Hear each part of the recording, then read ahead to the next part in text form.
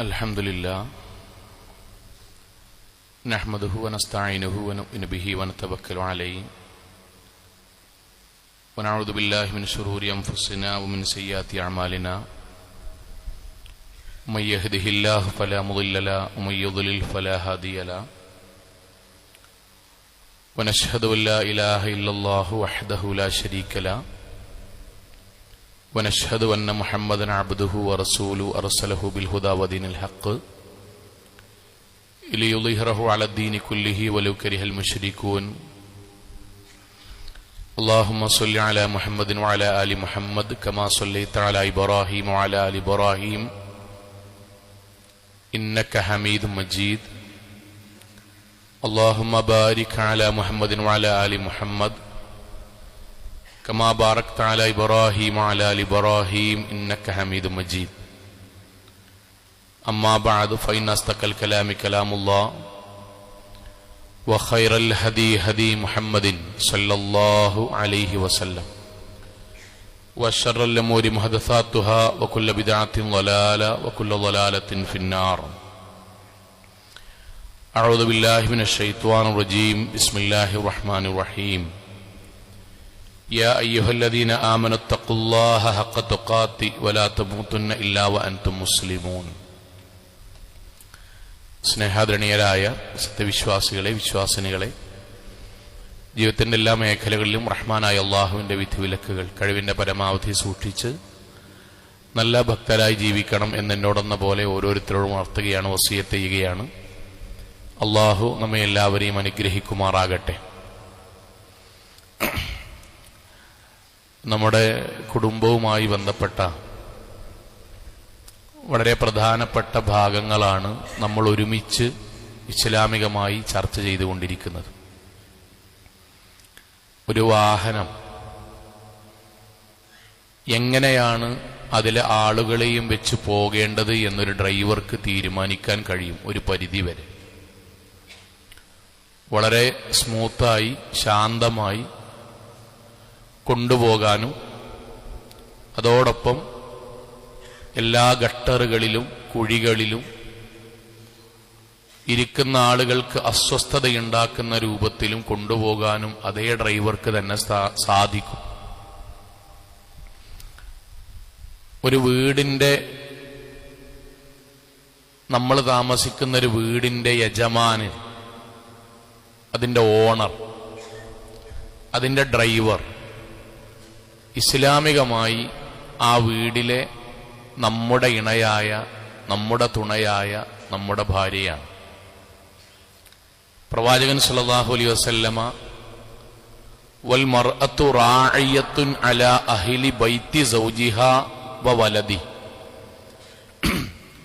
ഒരു വീടിന്റെ ഡ്രൈവർ, ഒരു വീടിന്റെ നാഥ, ആ വീട് എങ്ങനെയാകണം എന്ന് തീരുമാനിക്കാനുള്ള യഥാർത്ഥ കഴിവുള്ളത് ആ വീടിന്റെ ഉടമസ്ഥ എന്നല്ല പറഞ്ഞ ആ വീട്ടിലെ നമ്മുടെ ഇണയായ ഭാര്യയാണ്. ഒരു ഭാര്യക്ക് കഴിയും ഒരു പരിധി വരെ ആ വീട് സന്തോഷത്തോടുകൂടി നിലനിന്ന് പോകണമോ, അല്ല ആ വീട്ടിൽ കച്ചറകളുണ്ടായി, സംശയങ്ങളുണ്ടായി, വിവാഹത്തോടുകൂടി ഛിദ്രതകളുണ്ടായി, അവസാനം തമ്മിൽ തെറ്റിപ്പിരിയുന്നൊരവസ്ഥ ഉണ്ടാകണമോ എന്ന് തീരുമാനിക്കാൻ നമ്മുടെ സാഹചര്യത്തിൽ ജീവിക്കുന്ന ഒട്ടുമിക്ക ഭാര്യമാർക്കും ദീനിന്റെ കൂടെ ക്ഷമയും സഹനവും ഉൾക്കാഴ്ചയും ഉണ്ടെങ്കിൽ ഒരു പരിധിവരെ കഴിയും. എന്തുകൊണ്ടാണ് സഹോദരിമാരെ നിങ്ങളുടെ ഇക്കാക്കമാർ കല്യാണം കഴിച്ചത് എന്ന് എപ്പോഴെങ്കിലും നിങ്ങൾ ആലോചിച്ചിട്ടുണ്ടോ? ജീവിതത്തിൽ ആലോചിക്കേണ്ട ഒരു കാര്യമില്ലേ? എന്തിനാണ് നമ്മുടെ ഭർത്താക്കന്മാർ വിവാഹം കഴിച്ചത്?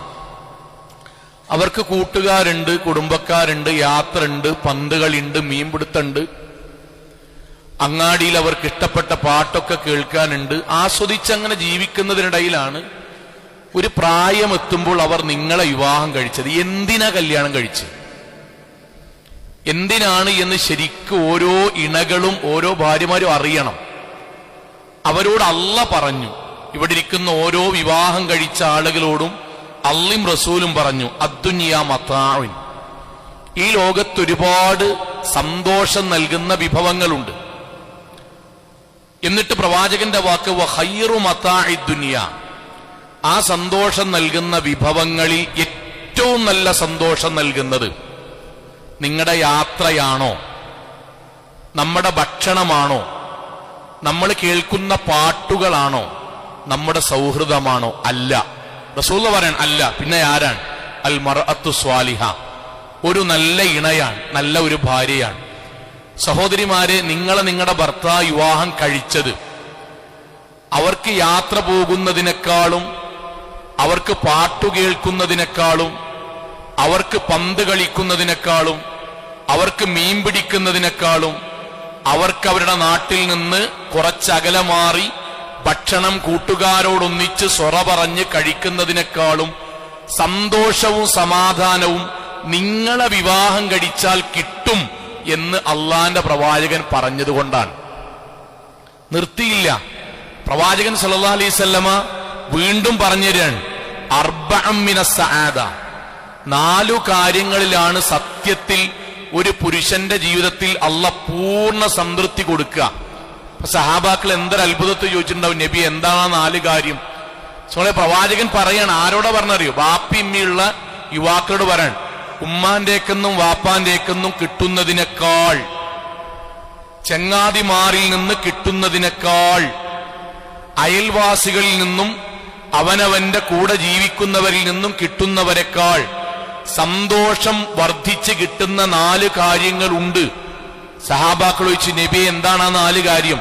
അതിൽ ഒന്നാമത്തെ പ്രവാചകൻ പറഞ്ഞത് അൽ മർഅത്തു സ്വാലിഹ, നല്ല ഒരു ഇണയാണ് എന്നാണ്. സഹോദരിമാരെ, നമ്മൾ നമ്മുടെ നെഞ്ചത്ത് കൈവച്ച് ആലോചിക്കേണ്ടത്, എന്റെ ഇക്കാക്കയുടെ കൂടെ ഞാൻ ജീവിച്ചിട്ട് ആ ഇക്കാക്കാക്ക് ജീവിതത്തിൽ അള്ളാഹുവും പ്രവാചകനും പറഞ്ഞ ഈ സന്തോഷവും ഈ സമാധാനവുമാണോ എന്നിൽ നിന്ന് അവർ അനുഭവിക്കുന്നത് എന്ന് നമ്മൾ സ്വയം വിലയിരുത്തുമ്പോഴാണ് നമ്മളൊരു നല്ല ഇണയാണോ തുണയാണോ എന്ന് മറ്റൊരാളെ കൊണ്ടും പറയിപ്പിക്കാതെ അവനവന് ബോധ്യപ്പെടുക. പ്രവാചകൻ സല്ലല്ലാഹു അലൈഹി വസല്ലമ കല്യാണം കഴിക്കാൻ വേണ്ടി പറഞ്ഞിടത്ത് പറഞ്ഞ വാചകം പോലും ഓരോ പെൺകുട്ടികളും ഓരോ ഭാര്യമാരും കേൾക്കേണ്ടതാണ്. തസവ്വജു അൽ വദൂദ, ജീവിതത്തിൽ മറ്റാരെക്കാളും സ്നേഹിക്കുന്ന ഭാര്യമാരെ നിങ്ങൾ കല്യാണം കഴിക്കൂ, പെൺകുട്ടികളെ നിങ്ങൾ കല്യാണം കഴിക്കൂ. ഒരു പുരുഷന്റെ ജീവിതത്തിൽ അയാൾ വിവാഹം കഴിക്കുമ്പം ആകെ അയാളുടെ ജീവിതത്തിൽ ഉണ്ടാകുന്ന ഏറ്റവും പ്രധാനമായും 2 കാര്യമാണ്. അൽ വദൂദ വൽ വലൂദ, ഒന്ന് പരമ്പരയുണ്ടാകണം, അത് രണ്ടാമത്തതാണ്. കാരണം ചിലപ്പോൾ പരീക്ഷണാർത്ഥം അള്ളാഹു മക്കളെ തരാതിരിക്കാം.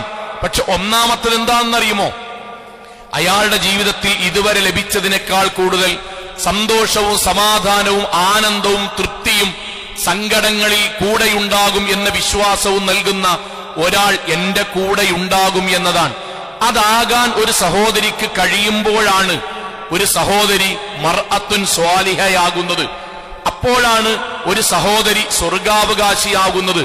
അങ്ങനെയാകാൻ എത്രയോ സഹോദരിമാർക്ക് കഴിയുന്നുണ്ട്. ഞാൻ പലപ്പോഴും ആലോചിക്കാറുണ്ട്.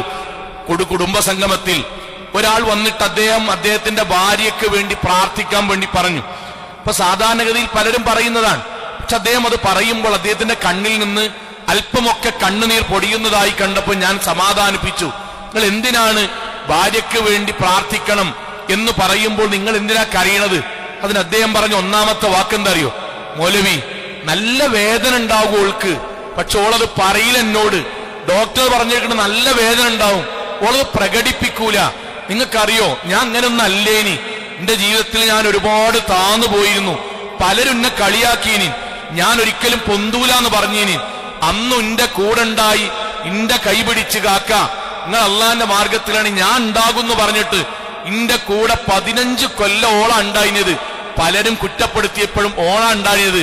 ഞാൻ എന്റെ സ്വഭാവം അങ്ങനല്ലേനി, എന്റെ ദീനും ഇങ്ങനല്ലേനി. എന്നിട്ട് അദ്ദേഹം കണ്ണ് തുടച്ചുകൊണ്ട് പറയാൻ, വേദനയ്ക്കുണ്ടാവും ഓൾക്ക്. അതുകൊണ്ടാ മൗലവി ഞങ്ങളോട് പറയണത്, നിങ്ങൾ അവളുടെ രോഗം മാറാൻ വേണ്ടി പ്രാർത്ഥിക്കണം. അദ്ദേഹം പറയുന്ന വാചകല്ലേ, അദ്ദേഹത്തിന്റെ കണ്ണിൽ നിന്ന് തന്നെ കണ്ണീരില്ലേ? അതിന്റെ പേരാണ് മർഅത്തുൻ സ്വാലിഹ, നല്ല ഭാര്യ എന്നുള്ളത്. അല്ലാതെ പുട്ടിട്ട് നടക്കണതല്ല സഹോദരിമാരെ. അങ്ങാടിയത്തെ മുഴുവൻ ആളുകൾക്കും കാഴ്ച ബംഗ്ലാവിലെ പ്രതിമകളെ പോലെ നടക്കുന്നതല്ല. ആ സാധുവായ മനുഷ്യൻ കരഞ്ഞില്ലേ, ആ കണ്ണീരിന്റെ പേരാണ് നല്ല ഭാര്യ. അദ്ദേഹം പ്രാർത്ഥിക്കാൻ വേണ്ടി പറഞ്ഞില്ലേ, ആ 3 വാക്കിന്റെ പേരാണ് നല്ല ഭാര്യ. അതൊരു സഹോദരി ആകുമ്പോഴാണ് കണ്ണ് നിറയുന്നത്. ഞാൻ ആലോചിക്കാൻ, ഉംറക്ക് പോവുകയാണ്, പ്രായം കൂടിയ ഉംറക്ക് പോവുകയാണ്, ഭാര്യ മാത്രമേ പോണുള്ളൂ. അദ്ദേഹം 10-70 വയസ്സുണ്ടാവും അദ്ദേഹത്തിന്, ഭാര്യ മാത്രമേ പോണുള്ളൂ, ഭർത്താവ് പോണില്ല. മക്കളെ കൂടെയാ പോണത്. പോകുമ്പോ ഇങ്ങനെ മക്കളോട് പറയാട്ടോ, നോക്കി ഉമ്മാന്റെ കയ്യെ പിടിക്കണട്ടോ, നിങ്ങൾ വിടലിട്ടോ, മരുന്ന് കൊടുക്കണട്ടോ, അവിടെ നിങ്ങൾ ഒന്നിച്ച് കിടക്കണട്ടോ, ധൃതി പോകരുതിട്ടോ. നമ്മളെ യാത്ര അയക്കാൻ ആൾക്കാർ ചോദിക്കാൻ, അല്ല കാക്ക നിങ്ങൾ മക്കളെ കൂടല്ലേ ഭാര്യ പോണത്, പിന്നെ എന്തിനാ ബേജാറ്? അതിന് അദ്ദേഹം സഹോദരങ്ങളെ വിതുമ്പിയിട്ടാ പറയണത്. നോക്കി, ഞാൻ അല്ലല്ലോ, ഓള് ചിലപ്പം കുട്ടിയാളെ പെട്ടെന്ന് സ്പീഡിൽ നടക്കും, പെട്ടെന്ന് നടന്നാൽ ചിലപ്പോൾ വീഴും, ഓൾക്ക് ഇരുട്ട് പേടിയാണ്, അതുകൊണ്ടാണ് ഞാൻ ഒപ്പം കടക്കണം എന്ന് പറഞ്ഞത്. രാത്രി എങ്ങാനും മക്കൾ ഇട്ട് പോണ സമയത്ത് കരണ്ട് പോയാ വീട്ടിൽ ഞാൻ ഡേനി, ഓൾ ഒറ്റക്ക് കടക്കേണ്ടി വരുമല്ലോ. സഹോദരിമാരെ, ആ സാധുവായ മനുഷ്യൻ തന്റെ ഭാര്യ ഇവിടെ നിന്ന് ഉംറക്ക് പോയി 15 ദിവസം വീട്ടിൽ പ്രാർത്ഥിച്ച് കാത്തിരിക്കുന്നില്ലേ, ഒന്ന് വരാൻ കഴിഞ്ഞിരുന്നെങ്കിൽ, അവളൊന്ന് പെട്ടെന്ന് വന്നിരുന്നെങ്കിൽ എന്ന് കൊതിക്കുന്നില്ലേ? അതിന്റെ പേരാണ് നല്ല ഭാര്യ, അതിന്റെ പേരാണ് നല്ല ഇണ. അതിന് വലിയ വീടുണ്ടാകണമെന്നൊന്നുമില്ല, എല്ലാ റൂമും AC ആകണമെന്നില്ല. നിങ്ങൾ AC ആയാൽ മതി, നിങ്ങളുടെ മനസ്സ് വിശാലമായാൽ മതി, നിങ്ങളുടെ പെരുമാറ്റം നന്നായാൽ മതി, നിങ്ങൾ മർഅത്തുൻ സ്വാലിഹ ആയാൽ മതി. അങ്ങനെ ആകാൻ കഴിയുന്നുണ്ടോ എന്ന് പരിശോധിക്കുമ്പോഴാണ് ഒരു തിരിച്ചറിവ് നമ്മുടെ വീടുകളിൽ ഉണ്ടാകണം എന്ന് തോന്നുന്നത്. പലപ്പോഴും സങ്കടകരമായ ചില അനുഭവങ്ങൾ ഉണ്ടാകാറുണ്ട്. ഞാൻ സഹോദരിമാരോട് ചോദിക്കാൻ, സഹോദരിമാരെ, നിങ്ങൾ ആലോചിച്ചു നോക്കൂ, നിങ്ങളുടെ ഭർത്താവിനോട് നിങ്ങൾ എന്തെങ്കിലും ചോദിച്ചിട്ടുണ്ടോ, മനസ്സിൽ ആലോചിച്ചിട്ടുണ്ടോ? എന്റെ കൂടെ എന്റെ ഇക്കാക്ക ജീവിക്കുന്നതിൽ അദ്ദേഹം സംതൃപ്തവാനാണ്, അല്ല എന്നെ അയാൾ വിവാഹം കഴിച്ചതിന്റെ പേരിൽ ഒരു തവണയെങ്കിലും അയാൾ അള്ളാഹുവിനോട് അൽഹംദുലില്ലാ എന്ന് പറഞ്ഞിട്ടുണ്ടോ? എന്നെ വിവാഹം കഴിച്ചതിന്റെ പേരിൽ അള്ളാഹുവേ നിനക്കാണ് സർവസ്തുതിയും എന്ന് ഒരു തവണ അയാൾ ചൊല്ലിയിട്ടുണ്ടോ? നാളെ പരലോകത്ത് അംബിയാ മുർസലീങ്ങളുടെ കൂടെ ഇണകളായി ജീവിക്കണമേ എന്ന് ഖത്തീമാർ പ്രാർത്ഥിക്കുമ്പോൾ എന്നെ മനസ്സിൽ കണ്ട അയാൾ ആമീൻ എന്ന് പറഞ്ഞിട്ടുണ്ടാകുമോ എന്ന ചോദ്യം ഞങ്ങളാണ് നിങ്ങളുടെ മനസ്സിനോട് ചോദിക്കേണ്ടത്. അതിന്റെ ഉത്തരം ഇൻഷാ അല്ലാ, എന്റെ ഇക്കാക്കത് പറഞ്ഞിട്ടുണ്ടാകുമെങ്കിൽ ഇൻഷാ അല്ലാ നിങ്ങൾക്ക് സ്വർഗമുണ്ടാകും. ഇല്ല എങ്കിൽ ഏത് തറവാട്ടെന്ന് വന്നാലും, എത്ര വലിയ കല്യാണം നടത്തിയാലും, കല്യാണം നടത്തിയതിന്റെ ആൽബങ്ങളും ഫോട്ടോകളും വീഡിയോകളുമായി നാട്ടിൽ ചുറ്റിക്കറങ്ങിയാലും കിട്ടൂല സഹോദരിമാരെ, സ്വർഗവും കിട്ടൂല, സമാധാനം കിട്ടൂല. പ്രവാചകന്റെ വാക്കെന്താ അറിയോ? മാ ഇസ്തഫാദൽ മുഅ്മിനു ബഅദ തഖ്വല്ലാഹ് ഖൈറൻ ലഹു. ഒരു നല്ല മനുഷ്യനെ പടച്ചവനിലുള്ള തഖ്വ കഴിഞ്ഞാൽ ലോകത്ത് കിട്ടാവുന്ന ഏറ്റവും വലിയ സന്തോഷം, സഹോദരിമാരാണിത് കേൾക്കണ്ടേ. 5 വക്ത് നിസ്കരിക്കുന്ന ഒരാൾക്ക് നിസ്കാരം, പടച്ചോൻ അള്ളാഹുവിനോടും പ്രവാചകനോടുള്ള ഇഷ്ടം, ഇത് കഴിഞ്ഞാൽ ഈ ലോകത്ത് കിട്ടുന്ന ഏറ്റവും വലിയ സന്തോഷം മിൻ സൗജത്തിൻ സ്വാലിഹ, ഒരു ഇണയിൽ നിന്ന് കിട്ടുന്ന ഇഷ്ടവും സ്നേഹവുമാണ്. അത് കൊടുക്കാൻ കഴിയുമ്പോഴാണ് നല്ല ഭാര്യയാകുക, അത് കൊടുക്കാൻ കഴിയുമ്പോഴാണ് നല്ല ഇണയാകുക, അത് കൊടുക്കാൻ കഴിയുമ്പോഴാണ് ലോകത്തെ ഏറ്റവും നല്ല ആനന്ദമാണ് എന്ന് പ്രവാചകൻ പറഞ്ഞ സഹോദരിമാരിൽ നിങ്ങളുണ്ടാവുക. അത് കൊടുക്കാൻ കഴിയുമ്പോഴാണ് ഈ ലോകത്തൊരു പുരുഷന് കിട്ടുന്ന 4 ഏറ്റവും വലിയ സൗഭാഗ്യങ്ങളിൽ ഒന്ന് നല്ല സ്ത്രീയാണ് എന്ന് പറയുന്നതിൽ നിങ്ങളുടെ പേരുണ്ടാവുക. ആകുന്നുണ്ടോ എന്ന് പരിശോധിക്കുക. സങ്കടങ്ങളാണ് പലപ്പോഴും പല വീടുകളും. ഞാൻ പലപ്പോഴും ആലോചിക്കാറുണ്ട്, സഹോദരിമാരുടെ കണ്ണുനീരുകളെ കുറിച്ച് നാട്ടിലെല്ലാവരും പറയും, നോവൽ എഴുതും, കഥ എഴുതും, ആൾക്കാരൊക്കെ പറയും. പക്ഷെ നിങ്ങൾ ആലോചിച്ചോ, എത്രയോ വീടുകൾ സഹോദരിമാർ ഭർത്താക്കന്മാരോട് തർക്കിക്കുന്നവർ, ബഹളമുണ്ടാക്കുന്നവർ, കച്ചറയുണ്ടാക്കുന്നവർ, തെറി പറയുന്നവർ, സ്വന്തം മക്കളുടെ മുന്നിൽ വെച്ച് പോലും നിങ്ങളെ എന്തിനാണ് പറ്റാന്ന് ചോദിക്കുന്നവർ. സഹോദരങ്ങളെ, എന്തൊക്കെയാണ് സംസാരത്തിൽ വരികയെന്നറിയോ? നിങ്ങളെ കെട്ടി ഞാൻ കുടുങ്ങി, ഇങ്ങനെയൊക്കെയാണ് ജീവിതമെങ്കിൽ ഞാൻ കല്യാണം കഴിക്കൂല, എന്റെ അഞ്ചത്തിമാരും ഏട്ടത്തിമാരും ജീവിതം കണ്ടില്ലേ, നിങ്ങൾ എന്തിനാ ആണാന്ന് പറഞ്ഞ് നടക്കുന്നത്? സഹോദരങ്ങളെ, താരതമ്യപ്പെടുത്തുക, ചീത്ത വിളിക്കുക, കുറ്റപ്പെടുത്തുക, ചെയ്തു വെച്ച നന്മകളെ മുഴുവൻ ചെറിയ ഒരു പോരായ്മയുടെ പേരിൽ കുറ്റപ്പെടുത്തി നന്ദികേട് കാണിക്കുക. പ്രവാചകൻ സല്ലല്ലാഹു അലൈഹി വസല്ലമ പറഞ്ഞ വാക്ക്, അത്തരം സഹോദരിമാരുടെ ആരാധനകൾ പോലും അല്ലാഹു സ്വീകരിക്കൂല എന്നാണ്. ഇതൊരു വീട്ടിൽ നടക്കുകയാണ്. വീടുകളിൽ ബാപ്പാരെ അവനാന്റെ പെൺകുട്ടികൾ വളർന്നു വലുതാകുമ്പോഴേ അവരെ പഠിപ്പിക്കണം. അവരെ പഠിപ്പിക്കണം. എന്തെന്നറിയോ? ഇവിടെ ഇരിക്കുന്ന ഓരോ ഉമ്മമാരോടും ചോദിക്കാൻ, ഓരോ ഭാര്യമാരോടും, ഭാര്യമാരെ നമ്മൾ നമ്മളെ വാപ്പാനോടും ഉമ്മാനോടും ചീത്ത പറയോ? അഥവാ പറഞ്ഞാൽ തന്നെ കുറ്റബോധം ഉണ്ടാവില്ലേ? ഉണ്ടാകും, ഉറപ്പാണ്. എന്തുകൊണ്ടാണ്? ഉമ്മാനും ബാപ്പാനെയും ചീത്ത പറഞ്ഞാൽ ദുനിയാവും തന്നെ കിട്ടുട്ടോ, പിന്നെ പരലോകത്ത് നേരെ കിട്ടും. അത് നമുക്കറിയാം, ഉറപ്പല്ലേ? നമ്മൾ നമ്മളെ ജേട്ടനോട് തർക്കിച്ച് അങ്ങാടിയിലിട്ട് ഒച്ചമ്പുളി ഉണ്ടാക്കി വെക്ക. സഹോദരിമാരെ, നിങ്ങൾ അങ്ങനെ ചെയ്തു എന്ന് വെക്ക. ചെയ്യാൻ പാടില്ല, ചെയ്തു നോക്ക. കുറ്റബോധം ഉണ്ടാവില്ലേ? ഉണ്ടാകും. മദ്രസയ്ക്ക് കയ്യും പിടിച്ചു കൊണ്ടോ എക്കാക്കാനോട് അങ്ങനെ വർത്താനം പറഞ്ഞേണ്ടി വന്നല്ലോ. എന്തേ കാരണം എന്നറിയോ? മുതിർന്നവരോട്, മാതാപിതാക്കളോട് നമ്മൾക്കുണ്ടാകേണ്ട ആദരവും കടമയും കടപ്പാടും മദ്രസയിൽ പഠിച്ചതുകൊണ്ടാണ്. എങ്കിൽ ഒരു സഹോദരി വിവാഹം കഴിഞ്ഞതിന് ശേഷം ലോകത്ത് ഏറ്റവും വലിയ കടമയും ഉത്തരവാദിത്വവും സഹോദരിമാരെ, പെൺകുട്ടികളെ, ഭാര്യമാരെ ആരോടാ? പ്രവാചകനോട് ഇത് ചോദിക്കണാരറിയോ? ആയിഷ റളിയല്ലാഹു അൻഹ, അയ്യുന്നാസി അഅ്ലമു ഹഖ്, ആരോടാണ് നബിയെ ഒരു ഭാര്യയ്ക്ക് ലോകത്ത് ഏറ്റവും വലിയ കടമ? അലൽ മർഅ, ഒരു സ്ത്രീയെ സംബന്ധിച്ചിടത്തോളം, ഖാല സൗജുഹ, ഇക്കാക്കാനോടാണ്, ഭർത്താവിനോടാണ്, സ്വന്തം ഇക്കാക്കാനോടാണ്. ഒരു ഉമ്മയോടും ഉപ്പയോടും ഉള്ളതിനേക്കാൾ വിവാഹശേഷം ഒരു ഭാര്യ ഇക്കാക്കയുടെ വിഷയത്തിൽ ആദരവുണ്ടാകണം, ബഹുമാനമുണ്ടാകണം, സ്നേഹമുണ്ടാകണം, ഇഷ്ടമുണ്ടാകണം, താങ്ങായി നിൽക്കണം. കുറ്റപ്പെടുത്തലുകൾ ഉണ്ടാകരുത്, ആക്ഷേപങ്ങൾ ഉണ്ടാകരുത്, തർക്കങ്ങൾ ഉണ്ടാകരുത്, വീട്ടിൽ നിന്ന് ഇറങ്ങിപ്പോകരുത്, ചെറിയ കാര്യത്തിന് അയൽവാസികളെ വിളിച്ച് മദ്യം പറയിപ്പിക്കരുത്, ചെറിയ ചെറിയ പോരായ്മകൾ ഉണ്ടാകുമ്പോഴേക്കും ഉമ്മാനും ബാപ്പാനും വിളിച്ച് ഫോണിൽ കൂടെ വിളിപ്പിച്ച് ഇവിടെ വീട്ടിലാകെ അലമ്പാന്ന് പറയരുത്.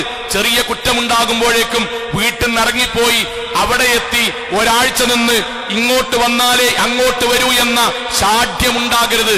കാരണം ബാപ്പ ചൂടായാൽ വീട്ടിൽ നിന്ന് ഇറങ്ങിപ്പോകലില്ല. വാപ്പാനേക്കാളും വലിയ കടമയാണ് ഭർത്താവിനോട്. ഉമ്മ ചൂടായാൽ വീട്ടിൽ നിന്ന് ഇറങ്ങിപ്പോകലില്ല. ഉമ്മയെക്കാളും വലിയ കടമയാണ് ഭർത്താവിനോട്. ആങ്ങളെ എന്തെങ്കിലും പറഞ്ഞ പേരിൽ ആങ്ങളയെ വിട്ട് തറവാട്ടിൽ നിന്ന് ഇറങ്ങിപ്പോകലില്ല. എങ്കിൽ അവരോടുള്ളതിനേക്കാളും വലിയ കടമയാണ് ഇക്കാക്കാനോട്. ഇത് പഠിക്കണം. കാരണം ഇത് സ്വർഗത്തിന്റെ വിഷയാണ്.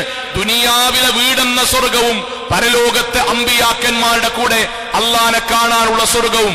അതിന് സഹോദരിമാർ തയ്യാറാകണം, ബോധ്യമുണ്ടാകണം. നമ്മുടെ കടമ എന്താണ് എന്ന് മനസ്സിലാക്കണം. പ്രവാചകന്റെ അടുക്കലേക്ക് സഹാബി വനിതകൾ വന്നു. നബിയെ, ഞങ്ങളുടെ ഭർത്താക്കന്മാർ ബദറിലും ഉഹദിലും ഖന്തക്കിലും ഒക്കെ പങ്കെടുക്കുന്നു, 5 വക്ത് ജമാഅത്തിന് പോകുന്നു, ഇസ്ലാമികമായി ജിഹാദിന് പോകുന്നു, ഞങ്ങൾക്ക് അവരുടെ കൂടെ സ്വർഗത്തിലെത്താൻ കൂലിയൊന്നുമില്ലേ? പ്രവാചകന്റെ വാക്കെന്തറിയോ? ജിഹാദുൽ മർഅത്തി ഹുസ്നു തബഅലി ലിസൗജിഹാ. ഹസനായ റിപ്പോർട്ടാണ്. എന്താ അറിയോ? പ്രവാചകൻ സഹാബി വനിതകളോട് പറയാൻ, ഇക്കാക്കാന്റെ കാര്യത്തിൽ നിങ്ങൾ ചെയ്യുന്നതെല്ലാം അള്ളാഹുവിന്റെ മാർഗത്തിൽ യുദ്ധം ചെയ്യുന്നതിന്റെ കൂലി കിട്ടുന്ന കാര്യമാണ്. സഹോദരിമാരെ, അവനാന്റെ വീട്ടിൽ ഭർത്താവിന് വേണ്ടി വീട് വൃത്തിയാക്കുന്നത് അള്ളാഹുവിന്റെ മാർഗത്തിൽ ജിഹാദിനേർപ്പെടുന്ന ഒരാൾക്ക് ലഭിക്കുന്ന പുണ്യാണെന്ന് നബി പഠിപ്പിക്കാൻ. വസ്ത്രമലക്കുന്നതും വൃത്തിയാക്കുന്നതും, അദ്ദേഹത്തിന് ഇഷ്ടപ്പെട്ട ഭക്ഷണം തയ്യാറാക്കുന്നതും, അതിനുവേണ്ടി റൂമുകൾ തയ്യാറാക്കുന്നതും, അദ്ദേഹത്തെ സമാധാനിപ്പിക്കുന്നതും, അദ്ദേഹത്തെ കാത്തിരിക്കുന്നതും, അദ്ദേഹത്തിന്റെ ഇഷ്ടാനിഷ്ടങ്ങൾ തിരിച്ചറിഞ്ഞ് പ്രവർത്തിക്കുന്നതും, നമ്മൾക്കൊരു വേള തിരിച്ചു പറയാൻ പലതുമുണ്ടായിട്ടും നമ്മൾ ക്ഷമിക്കുന്നതും ഇസ്ലാമിന്റെ മാർഗത്തിൽ ജിഹാദ് ചെയ്യുന്നതിന് സമാനമായ പുണ്യമാണ് എന്ന് പ്രവാചകൻ പഠിപ്പിക്കാൻ. ഇതാണ് നമ്മുടെ മനസ്സിൽ ഉണ്ടാകേണ്ടത്. ആ മനസ്സിൽ ഉണ്ടാകുമ്പോൾ നമ്മുടെ വീട് മാറും. അല്ലെങ്കിൽ എന്താ ഉണ്ടാകുമോ? എത്ര മനുഷ്യന്മാരുടെ സംഘങ്ങളെ പള്ളിന്റെ സൈഡ് പോയി നിന്ന് കാര്യം.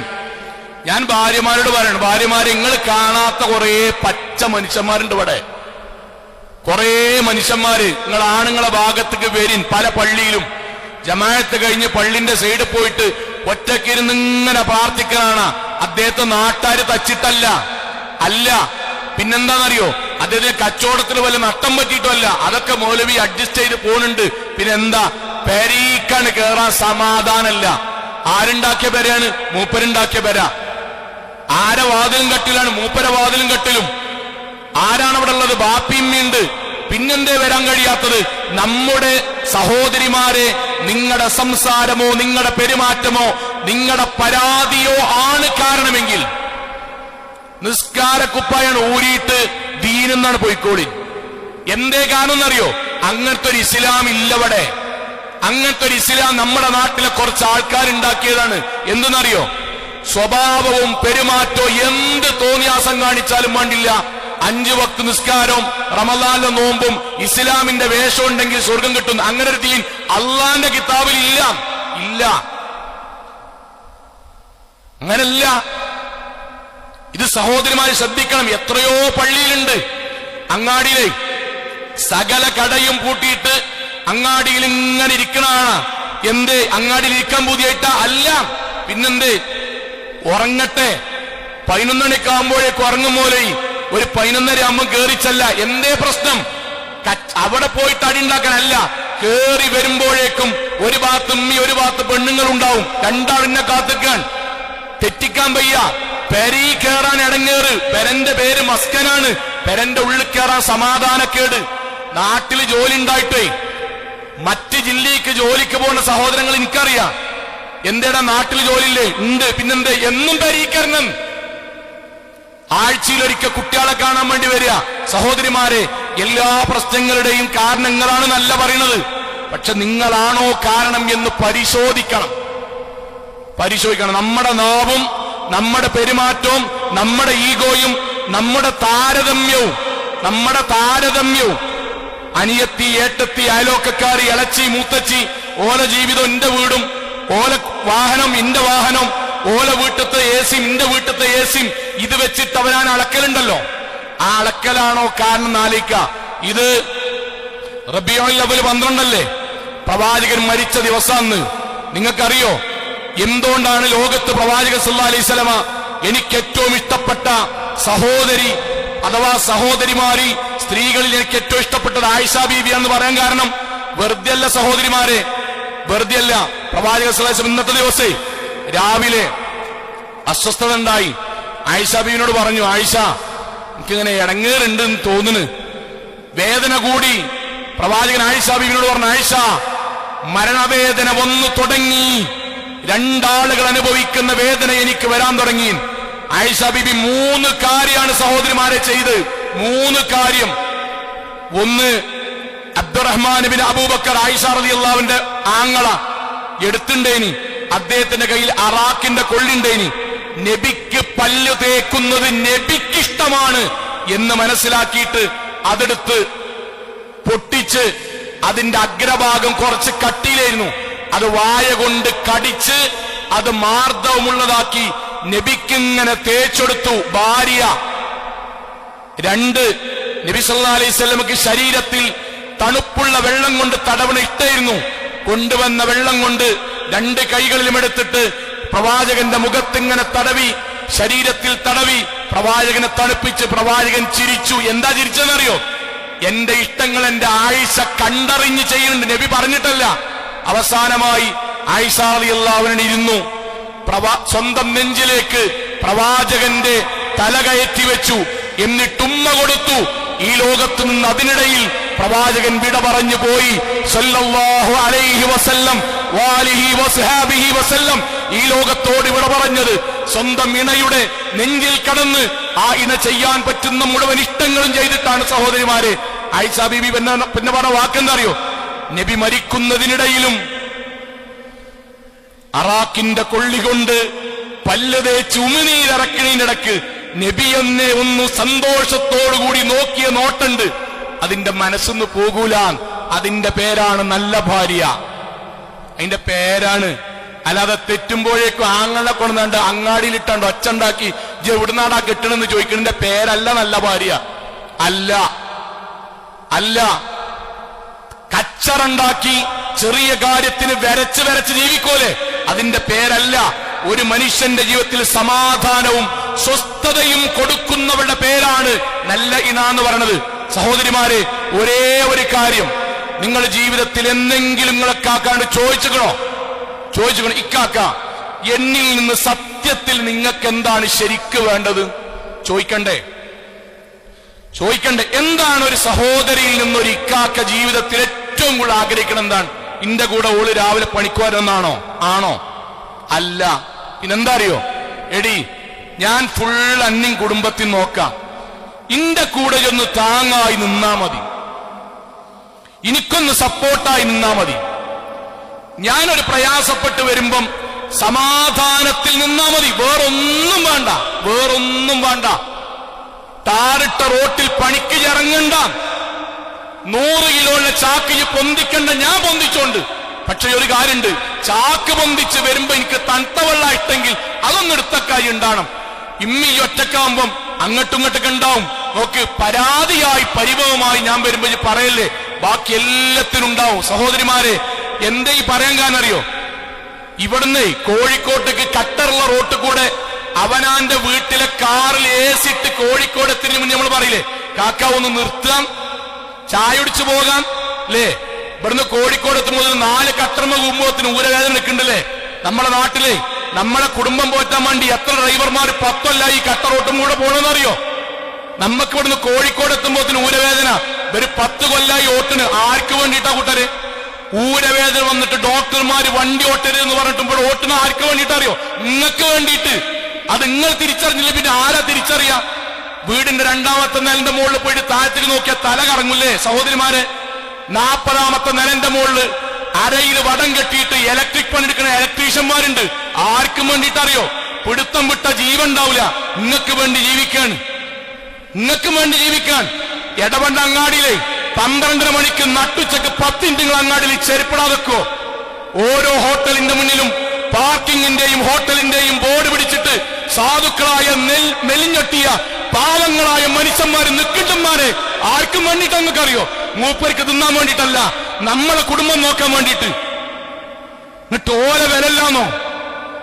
ഓല പരിഗണിക്കില്ലാന്നോ? ഓരോ മനുഷ്യന്മാര് 60-40 വയസ്സും 70 വയസ്സപ്പോഴേക്കും അയാളുടെ ഊരയും അയാളുടെ ശരീരം മുഴുവൻ തേയ്മാനം വരാൻ. തേയ്മാനം എങ്ങനെ വന്നറിയോ? 60 കിലോന്റെ 70 കിലോന്റെ സിമന്റും ചാക്കേറ്റിട്ട് അയാൾക്ക് ശ്വാസം മുട്ടൽ വരാണ്. ഒക്കെ കൂട്ടരെ നമുക്ക് വേണ്ടി ചെയ്തിട്ട് സോഷ്യൽ മീഡിയയിൽ 4 ആൾക്കാര് ഹായ് വിടുമ്പോഴേക്കും ഹലോ വിടുമ്പോഴേക്കും ഐ ലവ് യു എന്ന് പറയുമ്പോഴേക്കും ഈ സാധു മനുഷ്യരിട്ടിട്ട് ബാക്കിയുള്ളവന്റെ ബാക്കിൽ പോണോളുണ്ടല്ലോ, ഏത് പുട്ടിട്ടാലും ഏത് ലിപ്സ്റ്റിക് ഇട്ടാലും ഏത് പടച്ചോന്റെ മുന്നിക്കാണ് വരാനുള്ളത്. ഇതറിയേണ്ട നമ്മള്. ഓരോ മനുഷ്യന്മാര് ജീവനിൽ വേണ്ടി നെട്ടോട്ടമോടുന്നത് പോലെ കുടുംബത്തിന് വേണ്ടി ഓടുകയാണ്. ലോകത്തെ സഹോദരിമാർക്ക് വേണ്ടി പറയാൻ, സഹോദരിമാരെ അറിയണം, മക്കൾക്ക് പറഞ്ഞു കൊടുക്കണം. ലോകത്ത് ഏറ്റവും കൂടുതൽ സങ്കടങ്ങൾ നമ്മൾ സാധാരണ പറയുന്നത് സഹോദരിമാർക്കെന്നാണ്. ലോകത്ത് ഏറ്റവും കൂടുതൽ അറ്റാക്ക് വരുന്ന പുരുഷന്മാർക്കാണ്. എന്തുകൊണ്ടാണെന്നറിയോ? എന്തുകൊണ്ടാണ്? എന്നെങ്കിലും ആലോചിക്കണോ എന്തുകൊണ്ടാണ്? ലോകത്ത് ഏറ്റവും കൂടുതൽ അറ്റാക്കുകൾ വരുന്ന പുരുഷന്മാർക്കാണ്. കോർട്ടിസോളും അഡ്രിനലിനും ശരീരത്തിൽ ഉണ്ടാകും. ടെൻഷൻ വരുമ്പം അത് കൂടുമ്പം അറ്റാക്കിലേക്ക് വരും. എന്തേ? 20 വയസ്സാവും. ഉമ്മാരോടും ഭാര്യമാരോടും പറയാൻ, നിങ്ങളെ ഇക്കാക്ക നിങ്ങളോട് പറയാത്തത് പറഞ്ഞുതരാൻ. 20ാമത്തെ വയസ്സാകുമ്പോൾ ആൺകുട്ടിനോട് വാപ്പറയും, എടാ 3 പെങ്ങന്മാരുണ്ട്, കെട്ടിച്ചണ്ടേ, വാപ്പാനെ കൊണ്ട് നടക്കൂല. തുടങ്ങാണോ എന്റെ ശരീരത്തിൽ അറ്റാക്കിന്റെ തുടക്കം? ഹോർമോൺ തുടങ്ങിയ ടെൻഷൻ തുടങ്ങാണ്. നേരെ കുറച്ച് പണി ഇങ്ങനെ നോക്കും, ബാർബർ പണി നോക്കും, ഡ്രൈവർ പണി നോക്കും, കുറച്ചിങ്ങനെ ചെറിയ ചെറിയ പണിക്കോകും, കല്ലേറ്റാൻ തുടങ്ങും, സിമെന്റും ചട്ടിയേറ്റാൻ തുടങ്ങും. ക്ഷീണിക്കുമ്പോഴേക്കും പറയും ഗൾഫ് പോകാം. ഗൾഫ് പോവും. അവിടെ എത്തിയിട്ടോ 3 പെങ്ങന്മാരെ കെട്ടിക്കുമ്പോഴേക്കും ഓന് വയസ്സെത്രയായി? ബാപ്പുണ്ടാക്കിയ കടം വീട്ടുമ്പോഴേക്കും വയസ്സെത്രയായി? വീടിന്റെ കടം വീട്ടുമ്പോഴേക്കും വയസ്സെത്രയായി? അത് കഴിഞ്ഞിട്ടോ നാട്ടിൽ കന്നിട്ടോ ഓന് കല്യാണം കഴിക്കാനോ കടം വാങ്ങും. ഒറ്റ ആള് സഹായിക്കൂല. ഞാൻ ഇന്നും ഉറച്ചു വിശ്വസിക്കുന്നു, പെൺകുട്ടികളെ കെട്ടിക്കാനല്ല സഹായിക്കേണ്ടത്, അധ്വാനിക്കണ ചെറുപ്പക്കാരൻ കല്യാണം കഴിക്കാനാണ് സഹായിക്കേണ്ടത്. മറ്റൊരു വിഷയമാണ്, പിന്നീട് പറയാം. എന്നിട്ടോ നാട്ടിക്ക് വരിക, ഓൻ കടം വാങ്ങുക, പെണ്ണെട്ടിട്ട് 2 മാസം ഒപ്പം ജീവിക്കാൻ കഴിയാതൊക്കെ ഓൻ വീണ്ടും പോകുക. അവിടെ എത്തിയിട്ടപ്പോഴേക്കൊരു കുട്ടി ഉണ്ടാവും. ഉമ്മാരെ ആ കുട്ടിനെ പഠിപ്പിക്കാൻ ഓൻ വീണ്ടും അധ്വാനിക്കാണ്. ആശുപത്രി കേസ്, പിന്നെ വീട്, പിന്നെ കല്യാണം. അതിന്റെ ഇടയ്ക്ക് ഒന്നാമത്തെ പെങ്ങളുടെ കുട്ടിണ്ടായി. അപ്പോത്തിന് ഉമ്മ ഇത് ഒന്നാമത്തെ അമ്മോനാട്ടോ, എന്തെങ്കിലും കൊടുക്കണം. ഓൻ അതിനും പൈസ ഉണ്ടാക്കുക. എന്നിട്ട് ഇതിന്റെ കിടക്ക് ജീവിതത്തിൽ ഞെരിഞ്ഞ് ബാപ്പാനെ നോക്കണം, ഉമ്മാനെ നോക്കണം, കുട്ടികളെ നോക്കണം, പെണ്ണുങ്ങളെ നോക്കണം, മഹല് നോക്കണം, സ്വതക്ക് കൊടുക്കണം, സക്കാത്ത് കൊടുക്കണം, ഉദയത്തിന്റെ കൂടെ ഉണ്ടാവണം, രാഷ്ട്രീയ പാർട്ടിയിൽ അതിൻ്റെതായ ഒക്കെ ഉണ്ടാവും. അതിന്റെ ഇടയ്ക്ക് വന്നിട്ട് നിങ്ങൾ എന്റെ കൂടെ കൂടുതൽ സമയം സ്പെൻഡ് ചെയ്യുന്നില്ലല്ലോ, നിങ്ങൾ നല്ല ഭർത്താവല്ലല്ലോ, മോട്ടിവേഷൻ ക്ലാസ് കേട്ട് വരികയാണ്. ഒരു മനുഷ്യന് സമാധാനം കൊടുക്കുക. ഇക്കാക്ക നമുക്ക് ഇങ്ങനെ മതി, അതുകൊണ്ട് നമുക്ക് ജീവിക്കാം, ബാക്കി നമുക്ക് ഒന്നിച്ച് സന്തോഷം ജീവിക്കാം. അതിന് പകരം ദുനിയാവ് മൊത്തക്കാക്കാനെ കൊണ്ടുണ്ടാക്കുക. കുട്ടികൾ മുഴുവൻ ഇംഗ്ലീഷ് മീഡിയത്തിൽ, അതിന് മുഴുവൻ ചെലവ് മൂപ്പരുണ്ടാക്കുക. പെര 1200 പോരാ, 3000 സ്ക്വയർ ഫീറ്റ്, അത് മുഴുവൻ മൂപ്പര് നയിച്ചുണ്ടാക്കുക. വാഹനം ചെറുതുപോലെ വലുതുണ്ടാക്കുക. ഇതിനൊക്കെ വേണ്ടി ഓടി ഓടി ഓടി തളർന്നിട്ട് 50-ാമത്തെ 60-ാമത്തെ വയസ്സിൽ ഈ മനുഷ്യൻ എല്ലുപോലെയാകുമ്പം വേറൊരു ചങ്ങായി ഫോണിൽ കൂടെ ഏതെങ്കിലും ഒരു വോയിസ് മെസ്സേജ് അയക്കുമ്പോ ഓന്റെ കൂടെ പോരാ. എന്നിട്ട് ന്യായം പറയുന്നറിയോ, നിങ്ങൾ ഇന്നെ സ്നേഹിച്ചിക്കണോ? ഭാര്യമാരെ, ഇതിന്റെ കിടക്കേ കിടക്കാത്തോണ്ടല്ല, ഇതിന്റെ ഇടയ്ക്ക് തളരാത്തോണ്ടല്ല, ഇതിന്റെ ഇടയ്ക്ക് നിർത്തിപ്പോരാൻ കഴിയാത്തോണ്ടല്ല, ഇതിന്റെ ഇടയ്ക്ക് പനിക്കാത്തതുകൊണ്ടും നെടുവീർപ്പെടാത്തോണ്ടല്ല, നിങ്ങളെ ഞങ്ങൾ കണ്ണിന്റെ മുന്നിൽ കാണുന്നോണ്ടാണ്. ഇന്റെ പേരിൽ ഇന്നെ കാത്തിക്കണ 2 കണ്ണ് മിനിമുണ്ട്, അതിന്റെ ഭാര്യയാണ്. നിങ്ങളെ കയ്യും പിടിച്ചു കൊണ്ടുവന്നപ്പോ ഞങ്ങൾ ഏറ്റെടുത്തതാണ്. അവരോട് വഞ്ചന കാണിക്കരുത്. അവരെ പറ്റി ഒരാളുടെ മുന്നിലും കുറവ് പറയരുത്. അവരെ കുറിച്ച് പറയരുത്. പോരായ്മ ഉണ്ടാകാം, നിങ്ങൾക്കുണ്ടാകാം. നിങ്ങളുടെ പോരായ്മ നിങ്ങളുടെ ഭർത്താവതി കൂടെ ഇങ്ങനെ പറഞ്ഞതെന്ന് അങ്ങനെ ഉണ്ടാവും. അതേപോലെയാണ് ഓരോരുത്തരുടേതും. സഹോദരിമാരെ, സ്വന്തം ഭർത്താവിനെ ബാപ്പാ നിങ്ങൾക്ക് അറിയില്ലേ? അതുകൊണ്ട് ഇഷ്ടല്ലേ? ഉമ്മാനറിയില്ലേ? അറിയും. ഇക്കാക്കാനറിയാം. ഓരോ നിക്കാ ഖുത്ബയിൽ ഞാൻ പറയുന്നത് പോലെ കനോലി പ്ലോട്ട് കൂടെ പോകുമ്പോഴേ 50 റുപ്യന്റെ ചിപ്സും പേക്കും 90 റുപ്യന്റെ ബിരിയാണിയുടെ പേക്കുമായിട്ട് കുറെ സാധു മനുഷ്യന്മാര് വീൽ ചെയറിൽ വരെ ഇരിക്കുന്നുണ്ട്. നിങ്ങൾ ഓരോട് ചോദിച്ചു നോക്കി. ഞാൻ ചോദിച്ചതുകൊണ്ടാ പറയുന്നത്, നിങ്ങൾ എന്തിനായി നിൽക്കുന്നത്? മൗലവി, കുട്ടിയൊക്കെ ഫീസ് അടക്കണം, തികയില്ല മൗലവി. വികലാംഗ പെൻഷൻ വരെ കിട്ടുന്നവരുണ്ട്, നിൽക്കാണ് അവിടെ. അവരാ സോങ്ങളെ നമ്മളെ ഭർത്താക്കന്മാര്. അവർക്ക് പലരും കെട്ടേന്ന് നമ്മളെ വീട്ടിൽ വന്ന് ബാപ്പാനിമാനും വിട്ട് അന്വേഷിച്ച് നമ്മളെ കയ്യും പിടിച്ച് നമ്മളെ കൂടെ കൊണ്ടുവന്നിട്ട് അവർക്ക് സന്തോഷം കൊടുക്കാൻ കഴിഞ്ഞിട്ടില്ലെങ്കിൽ പിന്നെ ഏത് വാട്സപ്പ് ഗ്രൂപ്പിലെ ആളുകൾക്ക് ആശംസ അറിയിച്ചിട്ട് എന്താ കൂട്ടരെ കാര്യം? അതുകൊണ്ട് ഭർത്താക്കന്മാരെ സ്നേഹിക്കുക, സമാധാനം കൊടുക്കുക, ഇഷ്ടപ്പെടുക, ഉമ്മ വെക്കുക, ചേർത്ത് പിടിക്കുക. ഇക്കാക്ക ഞാൻ ഉണ്ടാകും, ആരൊക്കെ നിങ്ങളെ കുറ്റം പറഞ്ഞാലും ഞാൻ ഉണ്ടാകും. പടച്ചോൻ ഇഷ്ടപ്പെടുന്ന രൂപത്തിൽ നിങ്ങൾ ജീവിച്ചാൽ മതി, ഞാൻ ഉണ്ടാകും. അത് ടൂറ് പോകുമ്പോ മാത്രമല്ല, ടൂറിന് പൈസ ഇല്ലെങ്കിലും ഞാൻ ഉണ്ടാകും. ഗൾഫിൽ നല്ല പൈസ ഉണ്ടാകുമ്പോൾ മാത്രമല്ല, നാട്ടിക്ക് അത് കഴിഞ്ഞിട്ട് ജോലി നഷ്ടപ്പെട്ട് തിരിച്ചു വരുമ്പോഴും ഞാൻ ഉണ്ടാകും. അവനാന്റെ കയ്യിൽ ആരോഗ്യവും സമ്പത്തുണ്ടാകുമ്പോൾ മാത്രമല്ല, അല്ലെങ്കിലും ഞങ്ങളെ കൂടെ ഉണ്ടാകും. അപ്പോഴാണ് നബി പറഞ്ഞ വാക്ക് ഹദീസ് പ്രായോഗികമാകുക. ഇദാ സല്ലത്തിൽ മർഅ ഖംസഹ, 5 വക്ത് നിസ്കരിച്ചു, വസ്വാമത്ത് ശഹ്റഹ, 1 മാസം നോമ്പനുഷ്ഠിച്ചു, വഹസുനത്ത് ഫർജഹ, ലൈംഗിക വിശുദ്ധി കാത്തു സൂക്ഷിച്ചു, വഅത്വാഅത്ത് സൗജഹ, ഭർത്താവിനെ അനുസരിച്ച് ജീവിച്ചു, ദഖലത് മിൻ അയ്യി അബ്വാബിൽ ജന്നത്തി ശാഅ, അവൾ ഇഷ്ടപ്പെടുന്ന സ്വർഗത്തിന്റെ ഏത് കവാടങ്ങളിലും അവൾക്ക് പ്രവേശിക്കാം. അല്ലാഹു അനുഗ്രഹിക്കുമാറാകട്ടെ.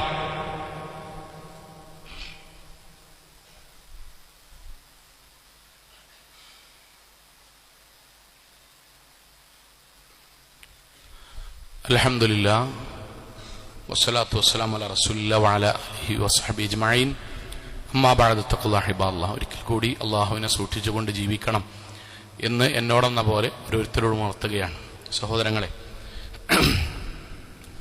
ഇന്ന് നമ്മുടെ നാടുകളിലൊക്കെ പ്രവാചകന്റെ ജന്മദിനാഘോഷവുമായി ബന്ധപ്പെട്ട പല ആചാരങ്ങളും അനുഷ്ഠാനങ്ങളൊക്കെ നടക്കുന്നുണ്ട്. അള്ളാഹുവിന്റെ വലിയ അനുഗ്രഹം കൊണ്ട് നമ്മുടെ മഹല്ലുകളിൽ അത്തരം പ്രവർത്തനങ്ങളില്ല. അള്ളാഹു ദീനിയായി നമ്മുടെ മഹല്ലെ നിലനിർത്തി തരുമാറാകട്ടെ. നമ്മളിതിൽ പുതിയ മക്കൾക്കും പെൺകുട്ടികൾക്കും ആൺകുട്ടികൾക്കൊക്കെ വേണ്ടിയിട്ട് പറയാണ്, നമ്മളാരും ഇത് ആഘോഷിക്കണില്ല. പക്ഷെ പുതിയൊരു സമ്പ്രദായം വന്ന് കാണുന്നത് നമ്മൾ ചെയ്യൂല, പക്ഷെ അതിൽ നമ്മൾ സഹകരിക്കണമെങ്കിൽ നമുക്കൊരു കുറ്റബോധമല്ല. ഞാൻ പറഞ്ഞത്, എന്റെ പേരക്കുട്ടി പഠിക്കണ മദ്രസയിൽ അവിടെ ഒരു ദഫ്മുട്ടും അവിടെ കൊടിയും അവിടെ റാലി ഉണ്ടെങ്കിൽ അതിൽ എന്റെ പേരക്കുട്ടിനെ പങ്കെടുപ്പിക്കണ എനിക്ക് കുറ്റബോധമല്ല. അത് ഡേഞ്ചറാണ്. നമ്മുടെ ഷോപ്പിന്റെ മുന്നിൽ നബിദിനാശംസകൾ എന്ന് സ്റ്റിക്കർ ഒട്ടിക്കുക എന്നുള്ളത് ഡേഞ്ചറാണ്. അതുകൊണ്ട് അങ്ങനെ പറയുന്നത് ഡേഞ്ചറാണ്. അതൊരു തർക്ക വിഷയം ആയതുകൊണ്ടല്ല. എന്തുകൊണ്ട് നമ്മൾ ആഘോഷിക്കാത്ത അറിയോ നിങ്ങളെ? നമ്മൾ വേറെ പള്ളിയും വേറെ മഹല്ലായതുകൊണ്ടല്ല. അള്ളാന്റെ ദീനിൽ ഇല്ലാത്തൊരു സാധനം ചെയ്താൽ നരകത്ത് പോകുന്നുള്ളതുകൊണ്ടാണ്. വേറൊന്നുമല്ല. സ്വർഗത്തിൽ നരകത്തിൽ ഇല്ല, നടുക്കാണെങ്കിൽ പിന്നെയും നോക്കാം. നരകത്ത് പോകുന്നു പറഞ്ഞതുകൊണ്ടാ ചെയ്യാത്തത്. അപ്പൊ അതില് പിന്നെ ആശംസ തരാൻ പറ്റൂ? ഞാൻ സാധാരണ പറയണ്ടേ, ചില ആൾക്കാർ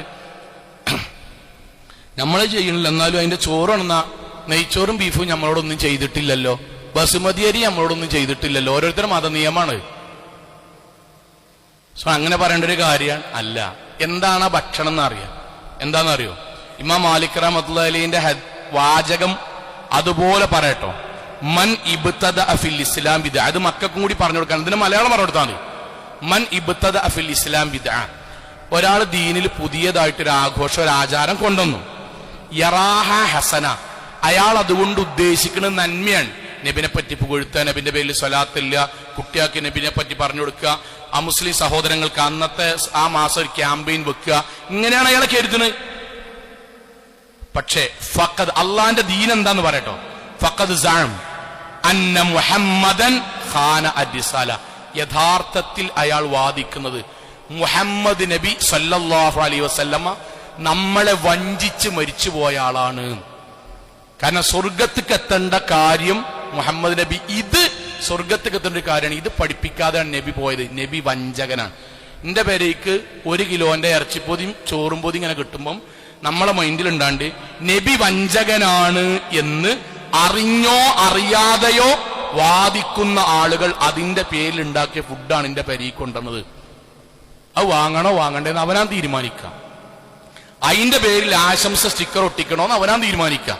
അതിന് വാട്സപ്പ് ഗ്രൂപ്പിൽ അങ്ങോട്ടും പറഞ്ഞിട്ട് വിടണമെന്ന് നമ്മൾ ആലോചിക്കാം. നമ്മുടെ വാപ്പ വഞ്ചകനാണ്. നമ്മളെ കുടുംബത്തിന്റെ പേര് എന്നാണ് നമ്മളെ കുടുംബം പേരുകൾ.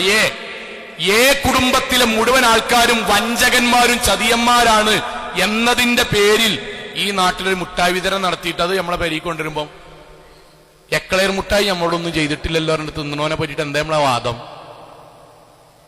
അതിന്റെ എത്രയോ മുകളിലല്ലേ.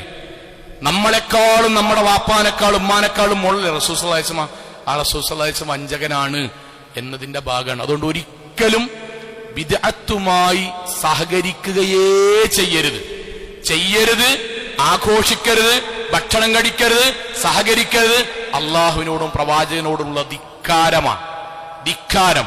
ഒന്നുകൂടി പറഞ്ഞാൽ, ഹദീസ് പറഞ്ഞാൽ ആ വിഷയം അവസാനിക്കും. നമ്മൾ ഈ ചെയ്യുന്നൊക്കെ എന്തിനാണ് രസങ്ങളെ? ഇപ്പം ഭാര്യ ഭർത്തൃബന്ധം ഒക്കെ നമ്മൾ എന്തിനാ പറയണത്? നമുക്ക് ഒരുമിച്ച് സ്വർഗത്ത് പോകാനല്ലേ? സങ്ങളെ, നിങ്ങൾക്കറിയോ, അറിവില്ലാതെ ഇതൊക്കെ ചെയ്ത്, ശരിക്കും കേൾക്കണ്ടോ, അറിഞ്ഞും അറിയാതെയും ഇത് ചെയ്തിട്ട് നാളെ പരലോകത്ത് നബിനോടുള്ള ഇഷ്ടാന്ന് വിചാരിച്ച് പരലോകത്ത് എത്തുന്ന ഒരു വിഭാഗത്തെ പറ്റി അന്ന് നബി പറഞ്ഞു. അന്ന് എങ്ങനെ അറിയോ? ഹൗദുൽ കൗസറിലെ വെള്ളം കൊടുക്കാൻ അള്ളാഹ് നിശ്ചയിക്കുന്നത് മുഹമ്മദ് നബി സല്ലല്ലാഹു അലൈഹി വസല്ലമയാണ്. ഓരോ സമുദായത്തിനും കൊടുത്തുട്ടോ, ശരിക്കും മനസ്സിൽ കേൾക്കണം, കൊടുത്തു. മുഹമ്മദ് നബി സല്ലല്ലാഹു അലൈഹി വസല്ലമയുടെ നമ്മുടെ സമുദായം ഇങ്ങനെ വരികയാണ്. അതിൽ അള്ളാഹു ഒരു വിഭാഗത്തോട് ഇങ്ങോട്ട് കയറണ്ട എന്ന് പറഞ്ഞ നരകത്തേക്കാണ് പറഞ്ഞയച്ചു. ഹദീസിൽ പറഞ്ഞ വാക്കെന്തറിയോ? അള്ളാഹു നേർക്കുനേരോടെ പറയണം, അഖൂലു റബ്ബി അസ്ഹാബി. അപ്പൊ നബി പറയാൻ, പടച്ചോനെ, ഓലിന്റെ കൗമാണല്ലോ, ഓലിന്റെ കൗമാണ്, ഇന്റെ കൗമിൽ എങ്ങനെയാണ് അള്ളാഹുവെ നീ നരകത്ത് പറഞ്ഞയച്ചത്? അപ്പൊ അള്ളാഹു അവരോട് പറഞ്ഞ, നബിനോട് പറഞ്ഞ വാക്കെന്തറിയോ? ഞാൻ അവരെ ഹൗലുൽ കൗസറിലേക്ക് വന്ന നിന്റെ സമുദായത്തിൽപ്പെട്ട ആളുകളെ ഞാൻ നരകത്തിലേക്ക് പറഞ്ഞയച്ചത് ലാ തദ്രി മാ അഹദസു ബഅദക്. നബിയെ, നിങ്ങൾക്കറിയില്ല അവർ നിങ്ങളുടെ മരണശേഷം മതത്തിൽ പുതിയതായി ആഘോഷങ്ങളും ആചാരങ്ങളും നിങ്ങളോടുള്ള ഇഷ്ടത്തിന്റെ പേരിലും ഇസ്ലാമിനുള്ള ഇഷ്ടത്തിന്റെ പേരിൽ എന്ന് വാദിച്ചുണ്ടാക്കിയവരാണ്. എന്തിനാ അതൊക്കെ ചെയ്യണ്? നബിനെ കാണാൻ, അള്ളാനെ കാണാൻ.